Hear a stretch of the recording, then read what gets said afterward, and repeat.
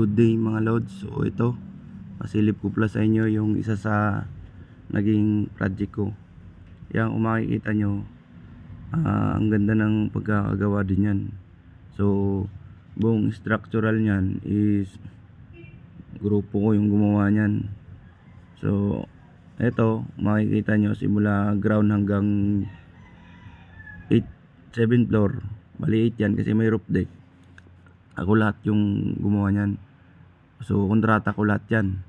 May hagdan yan, bali dalawa yung hagdanan yan. So kami lahat gumawa niyan. Isang fire exit tsaka main stair. May elevator din. So dito ginawa natin ng maayos, na mabilis tsaka malinis yung gawa natin na maganda. So kaya hindi pa natin natatapos to. May binigay na yung uling opportunity. Bali kabilang project nila kasi medyo mabagal daw, tapos delay na daw. Ngayon kinausap ako ni PM na ako na rin daw ang gumawa. So nasa 3rd floor pa lang kami dito, may binigay na uli agad na project. So doon sa may Visayas bali itong project na to is Mandaluyong ito. So may project din sila na ginagawa kasabay doon sa may Visayas Ab. So medyo delay na kaya nabigay sa atin to. Ito yung project nila sa Visayas Ab. So itong project na to binigay din sa atin. Yung sa may Mandaluyong project na yon binigay sa amin, natapos lang namin yun ng mga 3 months.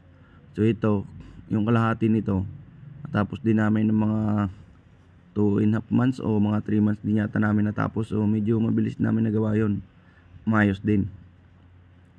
Sa akin sana lahat ng project na to, kaya lang kalahati yung nabigay sa akin gawa ng need na nga talagang ihabol, saka diling-diling na daw.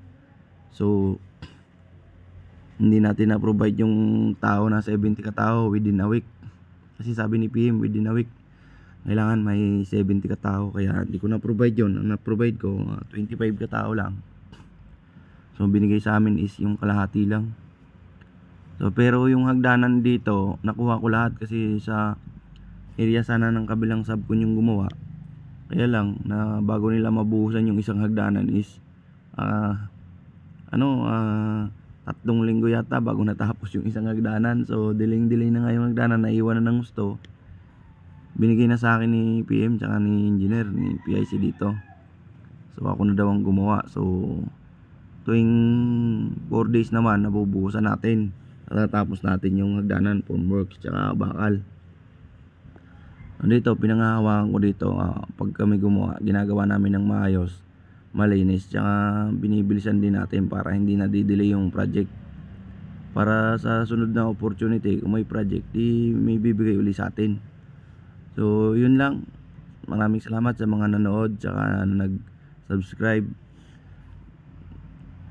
Sana kung may project kayo, kung medyo delay, subukan nyo lang, wala namang mawawala. Kasi per accomplishment naman yung gawa eh. Basta pinanghahawakan ko dyan, pag kami gumawa, yung grupo ko na kontrata ko, ginagawa ko talaga ng maayos tsaka malinis, mabilis din. Hindi naman yung sobrang bagal, para nahahabol pa rin natin yung schedule,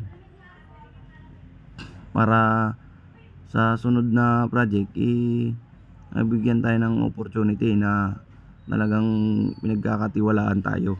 Kasi mahirap masira yung tiwala ng isang kumpanya. Kailangan nandun yung tiwala na maayos, malinis, tsaka mabilis yung trabaho. Yun ang importante dyan. Tsaka safety din. So